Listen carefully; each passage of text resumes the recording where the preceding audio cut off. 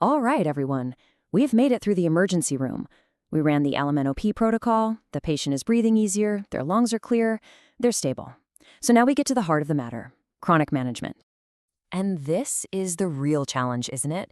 It's not just about getting them through the night. It's about this question right here. How do we keep them alive for the next 10 years? This is all about guideline-directed medical therapy. Get this right, and you're not just a good doctor, you're a great one. You know, it used to be that we treated heart failure sequentially. We'd start one drug, slowly push the dose up, and then maybe add another one later. Well, that whole paradigm has shifted. Today, for your board exams, and much more importantly for your patients, you have to understand this. We start all 4 foundational pillars as soon as that patient is stable. So, why the big change? It's because of this. These medications don't just treat symptoms, they save lives. Every single one of these drugs has a proven mortality benefit. Let me say that again. A mortality benefit. We're not just making people feel better here, we are fundamentally changing the course of their disease.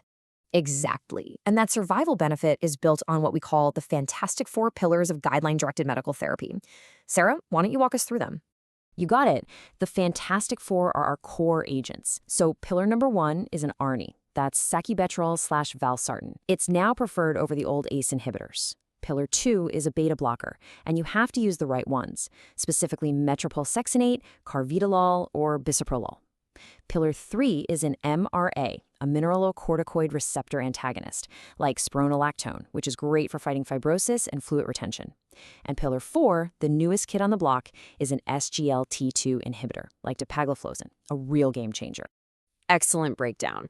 Okay, let's do a quick deep dive on the ARNI because this mechanism is a huge favorite on board exams. To really get it, Sarah, you have to be able to answer this. What exactly is neprilysin and why is blocking it so important? Of course. So, neprilysin is basically an enzyme that breaks down the good guys. I'm talking about the natriuretic peptides like BNP, which our own bodies produce to fight back against heart failure. The easiest way to think about it is this. Neprilysin is like a trash collector that's just a little too good at its job. It's throwing out the helpful BNP that we want to keep around. So when we use sacubitril to inhibit neprilysin, those BNP levels stay nice and high. We're essentially blocking the enemy so the body's own friends can thrive. A brilliant analogy. The trash collector is handcuffed, and the result is exactly what a failing heart is crying out for. More vasodilation to ease its workload, and way more natriuresis and diuresis to get rid of all that extra fluid. All right, Sarah, now we need a pivot. We're moving to what is, without a doubt, the most important part of this for any exam, the contraindications. These are the landmines you absolutely must avoid. Let's run through a quick scenario.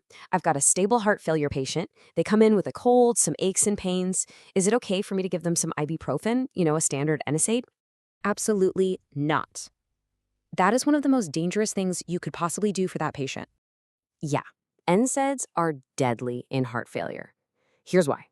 They make the kidneys hold on to sodium and water, which directly makes their fluid overload worse.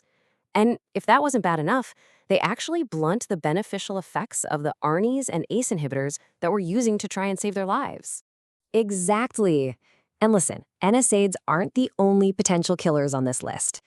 Another critical contraindication involves certain calcium channel blockers. I want you to burn this into your memory. Never use diltiazem or verapamil in a patient with heart failure with a reduced ejection fraction. This table really sums it up. Look at the Y for diltiazem and verapamil. They are negatively inotropic. That means they actively weaken the heart's contraction. The very last thing a failing heart needs is a medicine that makes it pump even weaker. And you can see we've listed the NSAIDs again, right alongside TZDs, both of which are dangerous because they cause significant fluid retention. So, there you have it, the foundations of chronic management. You've started the Fantastic 4, and you know how to avoid the killer contraindications. But what if it's not enough? What happens when the drugs just aren't cutting it? What if, despite you doing everything right with optimal medical therapy, their ejection fraction is still dangerously low, say under 35%? Well, that's when we have to call in the big guns. That's where advanced technology has to step in. To find out what comes next, you cannot miss the final video in the series. Go ahead, subscribe, and click right now on Module 5, where we cover digoxin and devices. We're going to break down the critical differences between an ICD and CRT. Let's finish this masterclass together. Click now.